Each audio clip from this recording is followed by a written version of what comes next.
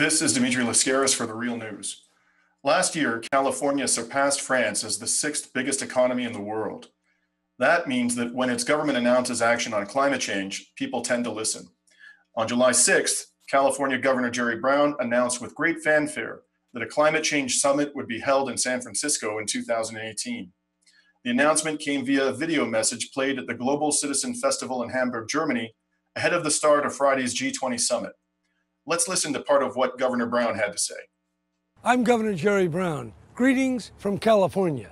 Look, it's up to you and it's up to me and tens of millions of other people to get it together, to roll back the forces of carbonization and join together to combat the existential threat of climate change. Yes, I know President Trump is trying to get out of the Paris Agreement, but he doesn't speak for the rest of America. We in California and in states all across America believe it's time to act. It's time to join together, and that's why at this Climate Action Summit, we're going to get it done. Governor Brown appears to be positioning himself as the anti-Trump climate change savior. But is that really the case? Do his policies, in fact, counter climate change, or are they just business as usual?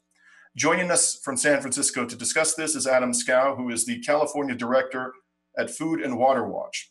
Adam oversees the California Organizing Program, which tackles some of California's greatest challenges to the long-term health of its water, energy, and food. Welcome to the Real News Network, Adam. Thank you for having me. So, Adam, I had the privilege of being in California early this year, and I actually passed through some beautiful vineyards in the Central Valley area. And to my astonishment, I saw oil pumps nestled among certain of the vineyards, and these pumps were sucking oil out of the ground in the heart of one of the world's great wine-producing regions. And it struck me that such images simply don't fit with the mainstream media's narrative, where California is typically depicted as an environmental leader. So when it comes to support for the fossil fuels industry in particular, and fracking especially, how much do the policies of Jerry Brown's government actually differ from those of the Trump administration? Well, it's a great question. And the unfortunate fact is that they're not all that much better. California is a major oil producing state. It's the third largest oil producing state in the country. In particular, Kern County is about 10% of the nation's crude. And indeed, there are toxic oil operations, fracking, coexisting near agricultural fields, and creating a lot of pollution to our water and to our air. And for the most part, the Brown administration here has supported big oil in their agenda. We've seen it in his refusal to ban fracking, in his current support of cap and trade, which allows big oil just to pay for its pollution instead of making them reduce it, which is what we should be doing. So let's talk about cap and trade for a moment. As I'm sure you've had plenty of opportunity to discuss, the California government has entered into a cap and trade program that took effect, I understand, in early 2012, and it's now partnered with the Canadian provinces of Quebec and Ontario. Ontario is where I currently live. Has this cap and trade system been effective in reducing greenhouse gas emissions, and to what degree, if so? Well, what people need to understand, when you hear cap and trade, a lot of people get bored right away. But what they need to understand is that it's a dangerous program. It is essentially a compromise, a big loophole that allows polluters just to keep paying to keep polluting. It doesn't actually mandate that they reduce it. The Republicans used to support this program back in the 80s when we were dealing with acid rain from coal-fired power plants in the East Coast. And cap and trade was the big compromise, saying, okay, well, we'll let them pollute. They got to pay. We'll give them some incentives to reduce their pollution, or they can just pay us more money. So cap and trade is as much about raising money as reducing pollution. In California, since the program was implemented, there is no evidence that emissions have decreased at all. And in fact, since the program was implemented, we've seen emissions rise from our refineries. We have 17 refineries in California, some of the biggest in the country, and also from power plants. We've seen them rise or stay the same. So it's completely ineffective. It has raised some money, a slush fund for some projects, which some politicians, including Governor Brown, find attractive, but it's not accomplishing the real goal of our pollution reduction goals here in California, which is simply to reduce pollution. And on the other side of the coin, there is, of course, the development of renewable energy, That's one way, although not a sufficient way, of course, to deal with the climate crisis. We have to stop emitting carbon eventually.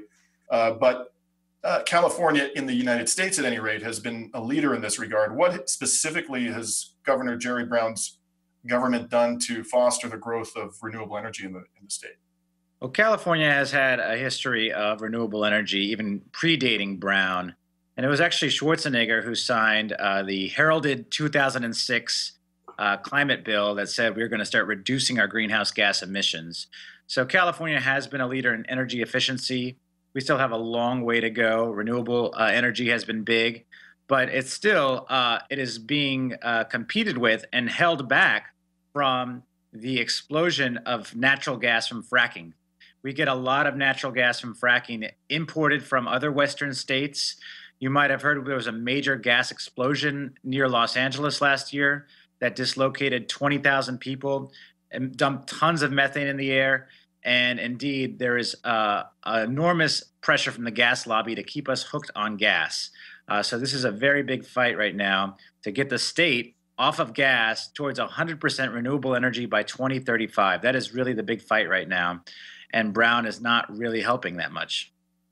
How do we know that ambitious and laudable objective of a carbon-free economy by 2035 is technologically feasible? You know, it's interesting. One of the big gas utilities out here, Sempra, they're one of the biggest gas utilities in the country. They were the company that owned the Aliso Canyon gas field, the field that blew up. They're actually investing in a company to manage the grid to allow for switching between gas and renewables. And the vice president of a company at a conference a month ago said, well, technically, we're ready to go 100% right now. It's just a matter of managing the grid, and we can do that with technology. So in terms of technological feasibility, it's not that complicated to get energy from wind and sun and tidal when appropriate. That's not that complicated. The big obstacle are the political obstacles and the power of the oil and gas lobby.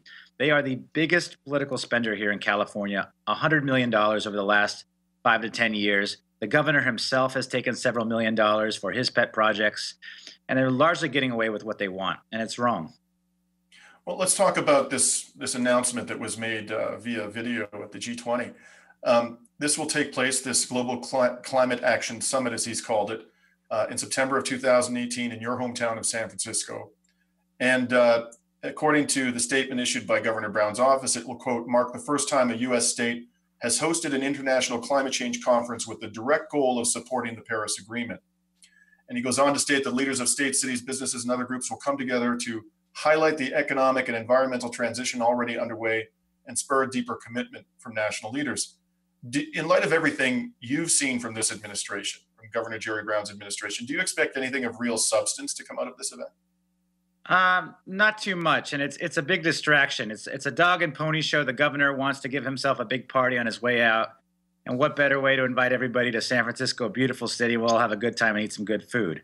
But if we want to get serious about the climate challenge, the governor does not need to wait, does not even need to host a summit. We need countries and states to lead by example. We need to ban fracking, to mandate transitions to 100% renewable energy, to get off of gas.